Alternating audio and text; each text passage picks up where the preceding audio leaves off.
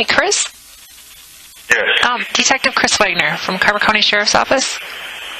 How you doing? Good. How are you? I mean, as good as I can be. Okay. Well, I'd gotten a message from our sergeant that you may have some information, or that you had worked for Prince, and that you may be able to kind of give some information. Is that? Yeah, I was his bodyguard. I traveled all over the world with him. I mean, it's like the stuff that's kind of coming out, like the way things are, it's really odd because I know, like, his morals, like the way he thinks, how he would act and do stuff, and like a lot of the stuff just doesn't add up. Okay. Can I just get some basics from you? I got your cell phone and your name, but just like your full name, date of birth, and address, just for our records of who we talked to. Okay, is this information that's going to be released to the media? No, this is for our investigation. Okay. We're conducting the investigation into his death, and so every contact that I make, I just record all their. It's standard. I got you. Okay. I just don't want the media doing something and, like, negatively impacting, my family and all that kind of stuff. Because, I mean, all this stuff is tragic, and right. It's they can spin it, and our goal is to try to get to the truth and to try to discover, or to try to identify what was going on. So. Yeah, I mean, they really can't say nothing with me because, I wasn't even there, so. Right. From what I understand, where were you then? Are you living here in Minnesota, or where? No, I live in Texas. I live in Texas. Okay. That's where I was at when, like, I got the call and everything. Like, who did you get a call from? I got a call from one of my friends that is in the circle of people, who knew him. Basically saying, like, they got the report from TMZ before TMZ released it. Okay. And then they contacted me and said, hey, have you heard this? Is this true? And then, that was like, minutes before TMZ released it. Okay. I'm just wondering who you talked to, just because we've been talking to a lot of people, so I'm just wondering if it's another person that I would need to follow up with or not. Oh, no. It's just, they just saw the story, and they know that I worked for him. So they were like, hey, what's up with this? This has got to be a joke, or what's going on with this? Okay. Okay. I'm sorry, so can I get your date of birth then? And where you live in Texas? Austin. Okay. And it's 9/26/84. Okay. And so how long had you worked for him? I think it was 2012 when I first met him. Okay.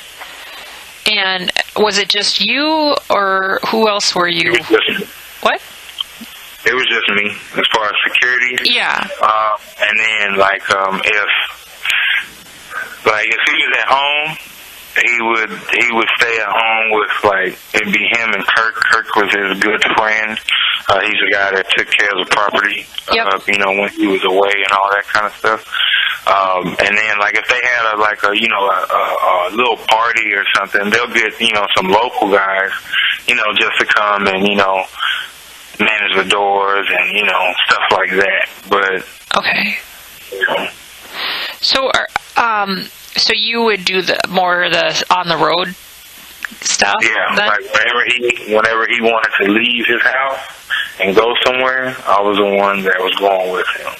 Okay. So when we went out on tours for 3-4 months at a time, I was with him. When he had to, we doing long days for 3 months, only get 3 hours of sleep a day, I'm with him. You know what I mean? Like, that's how it was.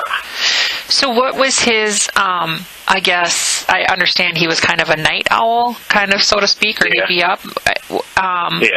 What would his sleeping habits, or I mean, I guess when would he start doing business, so to speak, during the day? You know that? Because when he would get up, he would go get on his computer, and then he would say, okay, I can tell you, if we had a show the night before, okay, after the show, we might have a little after party just with the band and people that are with us, or maybe a couple of his friends or stuff that may have been in town where we were performing at. But that's it. Nobody else, no crazy people, none of that. And then after that, he go back to the hotel. He'll eat something. He'll eat something like get him a salad or some salmon and some juice and water, and then he'll go to sleep about 3-4 hours, get up, then he'll get on the computer and he'll basically research about the performance last night, the reviews that were put out there, all that stuff. And then once he finds stuff, and if he finds stuff with other people, then he'll start emailing the people if they said something about me in a review or something and say how great it was, he'll send that to me, and the same with everyone else. Or if he sees, stuff where people posting videos and stuff like that, he'll contact his lawyer and be like, hey, get them to take this down, stuff like that. That's what he would do. Okay, so you kind of triage his business kind of thing, try to find his shows and kind of what was important.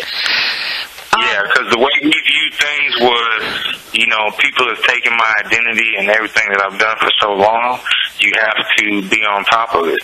Okay. Which I understand. Do you remember what his computer looked like by chance? It's a MacBook. Okay. Do you remember what color? White. Okay. And would you ever email him? Or how did you communicate with him? On the phone, or? He would call me directly. He would call me, or he would have someone call me, he would have, the accountant call me, if need to schedule my flight. He'll say, hey, he'll call me and be like, hey, can you be out here tomorrow? I'll be like, yeah. He's like, okay, I'm going to have so-and-so call you. And then they call me, they give me all the stuff. We pick flight times, all that, and go from there. Okay. So, for most part, he would call you then. Did he, to your knowledge, did he have a cell phone at all? No, ma'am. He didn't carry a cell phone because in the past, before I came on, he used to have a cell phone, and somebody hacked into it, got a lot of personal information out of there, and from then on, he never carried one. He actually used, either my phone to call people, stuff like that. Okay. And would you I'm sorry. Go ahead. Would you know if he what his email was that he used? And the only reason why I ask that is because we've talked to other people that say that he would use other people's email accounts. And so when you're saying this about the phone, I'm wondering, do you know by chance which email that he would use? No, not off. I know it wouldn't be something that would be, under him, because he wanted to protect his identity. He didn't want people knowing that this was his. Right. So, he might have had emails. I know in the past, a long time ago, he had one with the manager that brought me on, Julia. But, after she left, I think he stopped using that one because, he didn't want her to be able to get into his business or know what he was going to be doing as far as, business stuff, because he let her go. Okay. But other than that, I don't know. You'd have to actually ask, his personal assistant. His personal assistant would know that. Yeah. Okay. I'm just writing notes here, Chris, so... And so you would travel with him, and with these rumors, I think you're kind of saying how it's kind of upsetting to you about kind of how the media is turning everything. And what do you mean by that?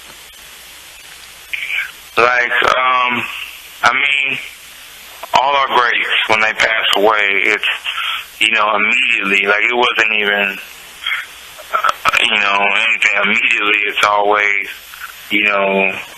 drugs this, drugs that. Okay, if it was a drug thing and it was maybe it was an accidental overdose and all that. Okay, I can understand that happened, but y'all, they sit here and what upset me is that they were saying that he's an addict, that he's been doing this since even before I came, and I never saw any signs of any addiction. And I know what addictions look like. I've had to take, classes for people who have addictions in different areas, different drugs and stuff like that. So I know the signs. I know what it looks like. I know, that kind of stuff. So to me, it's like, okay, this kind of doesn't add up, but, I know he went and picked up a prescription from Walgreens, that was reported, so it's like, okay, well, he went to go pick up a prescription on his bicycle, which, if he wasn't doing that great, how could he ride his bicycle? Did you know that he would ride his bike a lot? Yeah, he would ride it, every now and then, like, 'cause the way he felt, he still wanted to be a normal person. Like, he still wanted to be able to go out and go shopping sometimes when he felt like it, like by himself. Yeah. And the people of Chanhassen, they actually, respected him enough to, like, let him be in his own space, not disturb him, and just let him be. So, and which was really, really nice. I really thought that was really good about the community, because they actually respected him enough to let him do his own thing. Yeah, we would often see him at Byerly's in the middle of the night buying groceries, Yeah. So that was his favorite time to go at night. Yeah. So you're saying you never saw anything at all regarding being addicted to any kind of drugs or anything like that? And I never even saw any drugs, like, in his belongings, Okay.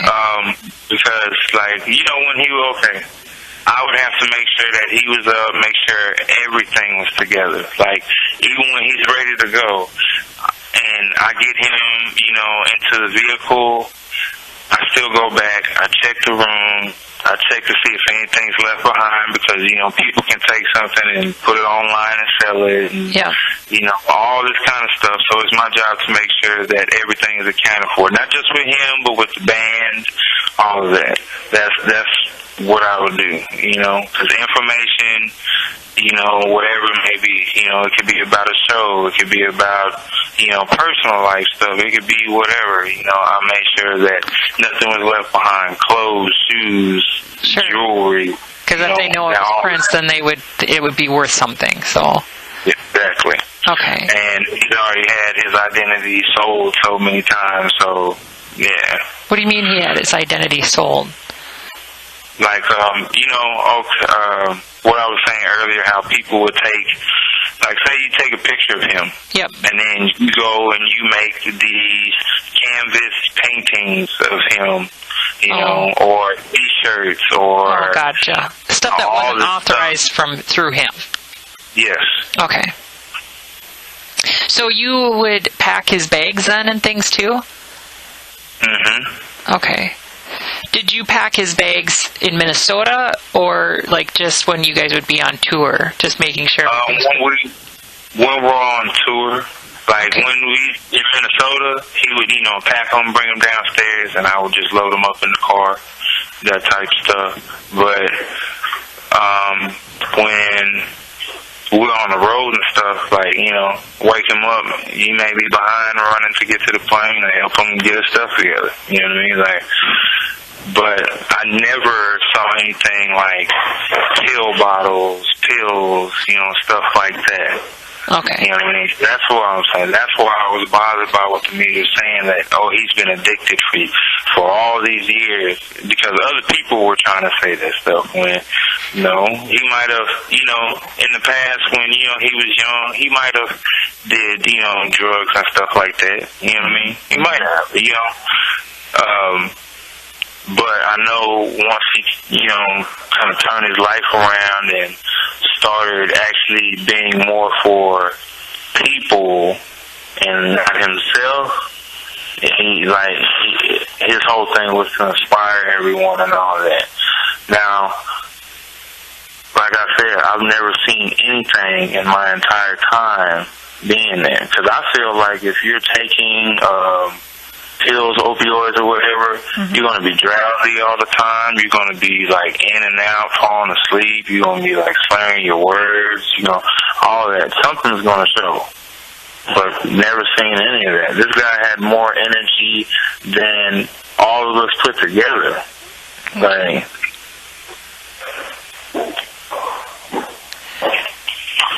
I'm just writing notes. Sorry, Chris, here. No, it's okay. So, when was the last time that you saw him?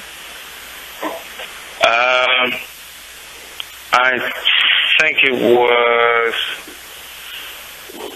maybe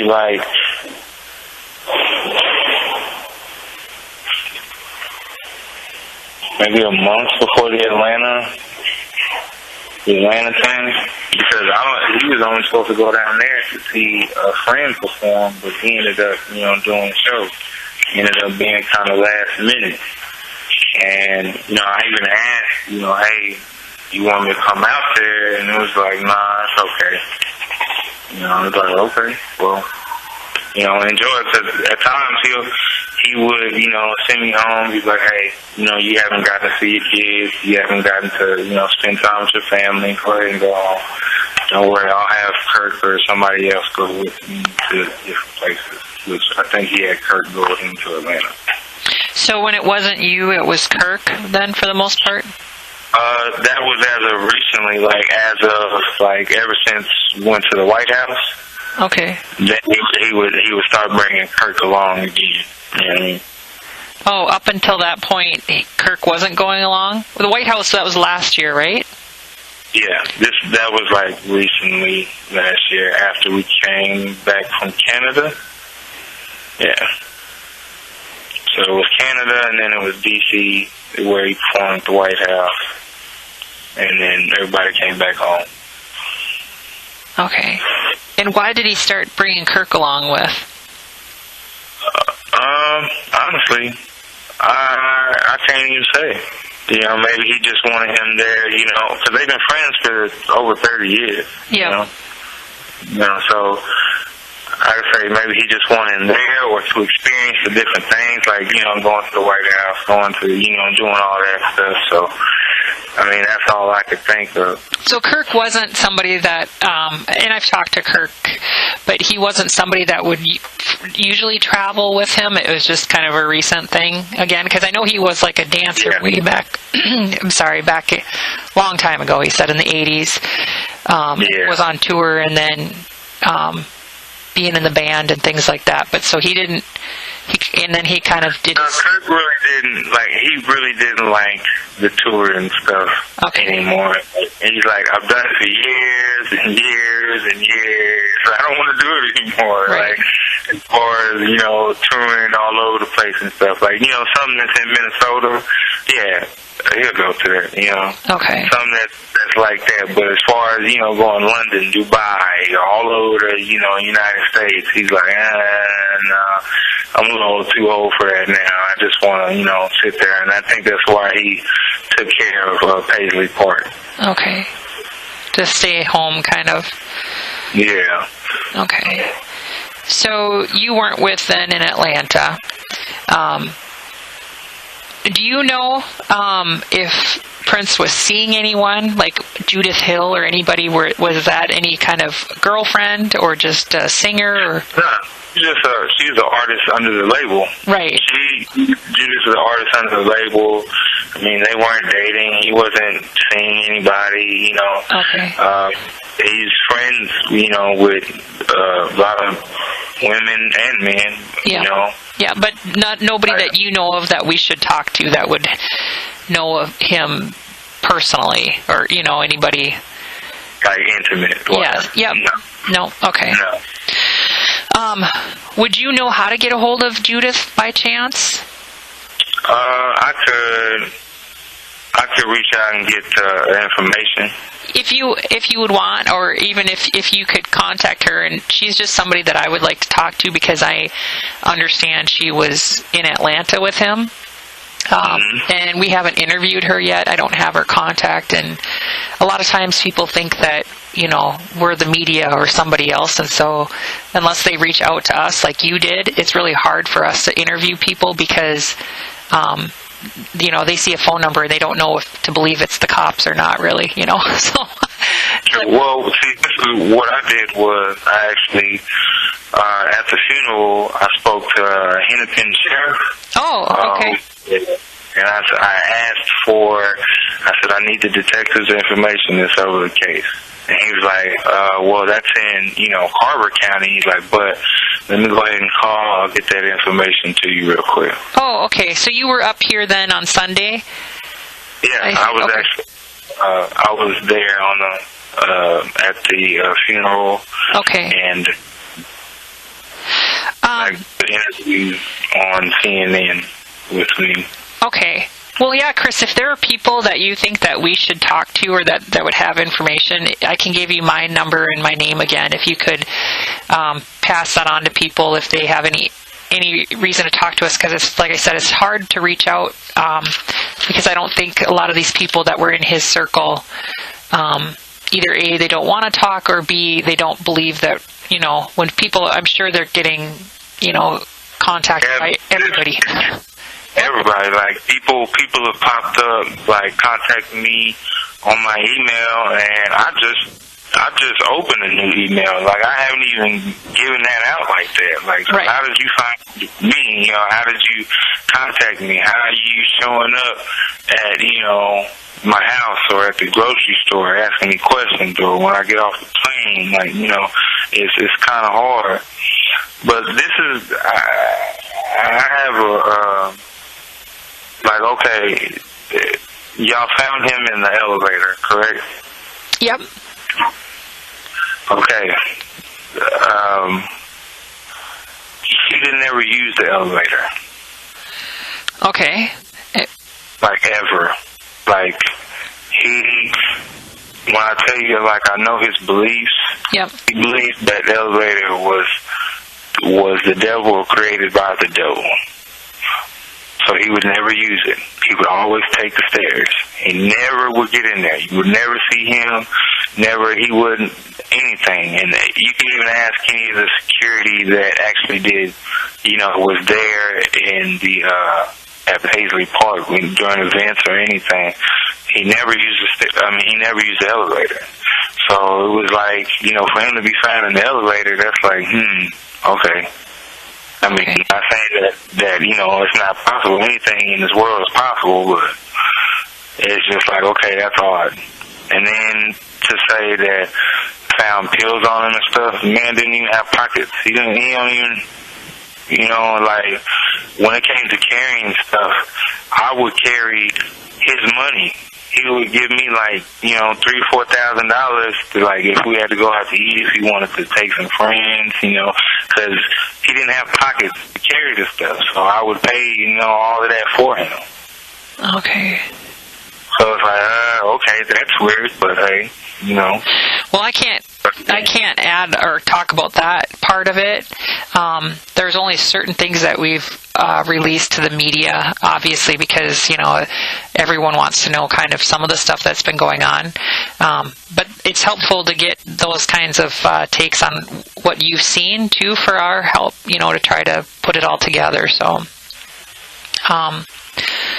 okay, so he never wore pockets, so that was another thing that you thought was weird.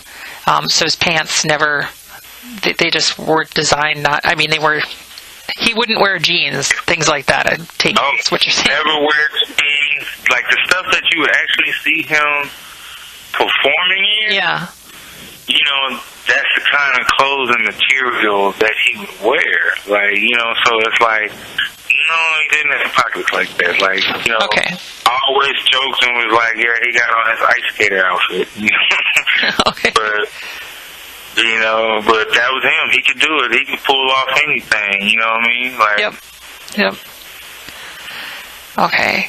So what else did you think has been weird of things that you said, like the elevator? Well, I think it's weird that, you know, it said that he disappeared off from the party, you know, and nobody knew where he was the rest of the night. It's not the way how we operate as security. If he was to leave, you know, and go upstairs to his room or, you know, whatever, and nobody saw him leave, well, somebody's going to have to go and check on him, like, to make sure that, you know, where he's at, all of that he's okay. You know, if you're walking around, you know, walking down the hall, being like, sir, excuse me, sir, hello? And then when he hears you, or like, you know, he'll respond and be like, hey, I'm busy, or hey, I'm okay, you know, just like that. But there was nothing until the next morning when somebody found him in the elevator. It's just weird. Again, not saying, you know, that nothing's possible, but it's just weird. Like when you talk about, you know, he was my friend, he was a mentor, he was not just my boss, you know what I mean? Like, so it's like, when I see how you are, how you carry yourself, how you walk, how you talk, how you know, think and all that. Like, he could talk to me without even saying a word. He could look at me and I know exactly what he wants. I know exactly what he's thinking about or what, you know, he wants to say without him even saying it. Okay. When you talk about his at Paisley, so you've been there, obviously. Which was his room? Like if you're standing in the foyer, once you go up the stairs, it's like in the middle of the walkway, or like you can still see over the edge, I think. Okay. So, do you remember what color the room was, or what it was like? How could you describe it?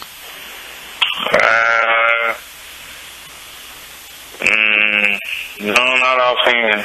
Because, I mean, when he would go in his room at his house personally, like, I would, you know, see him go upstairs, but I always would stay downstairs. You know, that was his private little area.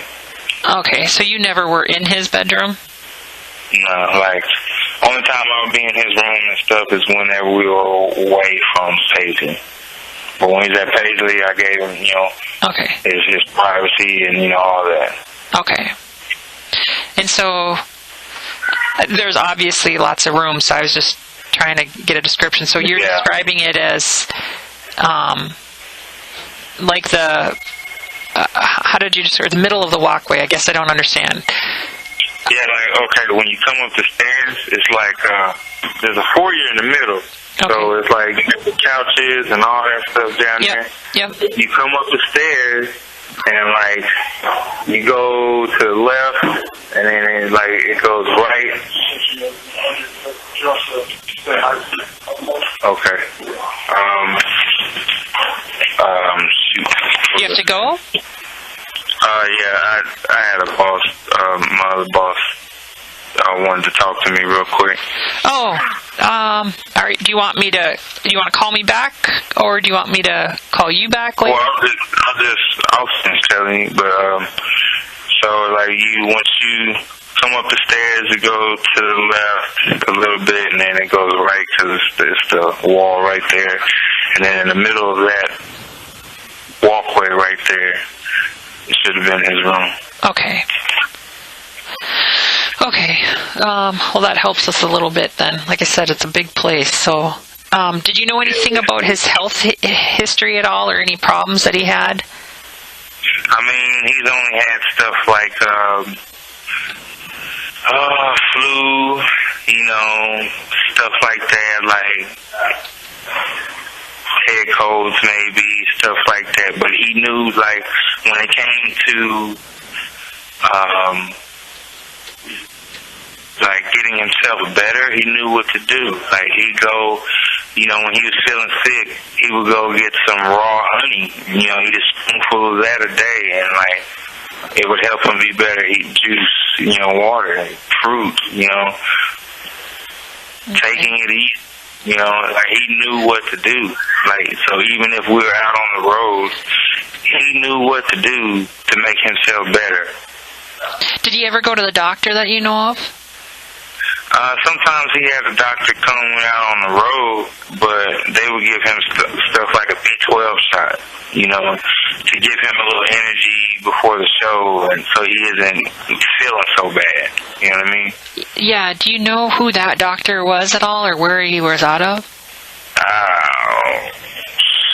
Nah, you actually have to talk to, like, the people who are, like, either the manager or the people who like go over the accounting, because he may be like, hey, I need this person come right here, could you do something, and they arrange it.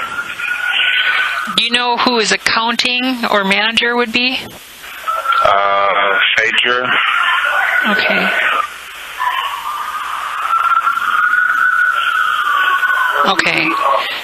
But you don't know what doctor it was at all that was... Nah, I don't remember their names. Like, honestly, my focus was, like, when the doctor's coming in, okay, let's get the doctor to him, make sure he understands the rules about, anything about the situation as far as, like, no pictures, no recording of any kind, no, this is, you're going to see him, you're not going to say, what you doing with him and all of that to the public, you know what I mean? Like, so it was very private then. Okay. Yeah. Like, it was just, we did like a B12 shot, literally, like. Okay. Was it the same doctor or different doctors, depending on where you... It would be different doctors, because, like, when we go to different states, I mean, he wasn't just going to call the doctor in New York when we in California. Okay. You know what I mean? Right. He'd be like, find, somebody, a good doctor here, and, Okay. But Phaedra would be the person to talk to about that for the most part? Yeah. Okay. I know you probably got to go, Chris. Is there anything that I haven't asked you that you think is important for us for our investigation to know? I'm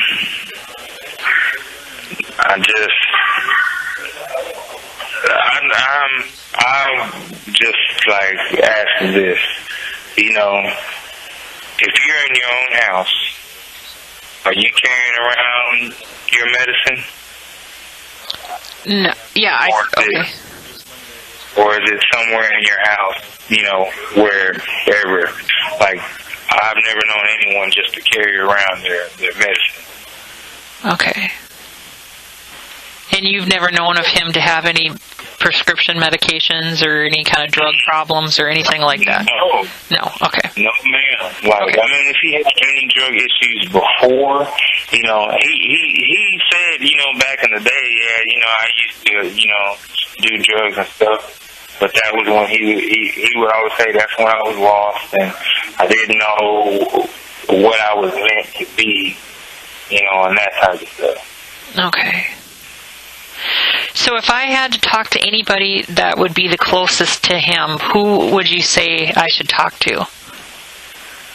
I mean, besides Kurt. Yeah. Really the closest person to him is Mr. Graham, Mr. Okay. Larry Graham. Yep. He's the closest one to him. Like, that was his mentor. You know what I mean? That was his hero. So, yeah, the whole family, they just like family. So. Okay. But, like, out of anybody in the camp, Kurt, Julia, Kieran. Karen, you said? Yeah, Kieran. Kieran. I don't know who that is. She used to manage him. Like, she still does stuff for him whenever we go to the UK, because that's where she lives. But, like, yeah, she was real close. Is Julia the old manager also? Yes. Okay. And let's see here. I think we've talked to Larry Graham, but do you have a contact for Kieran or Julia at all? Or can you reach out to them or at all? I can try and reach out and see if I can get that information. Yeah, if they'd be willing to talk to me, that would be great. And Chris, I didn't get your full name for our report. Is it Chris or Christopher? Christopher. And what's your middle name? Terrence. Terrence? Okay. And is it all right, Chris, if I have any other questions if I call you? Yes. Okay, I appreciate it. And again, my name is Detective Chris Wagner, and so if you have any other information that you think would be useful for our case, please don't hesitate to call. And this number is my desk number, so. Okay. The 952. All right. Thank you so much for your time, sir. All right, thank you. Thank you. Bye-bye.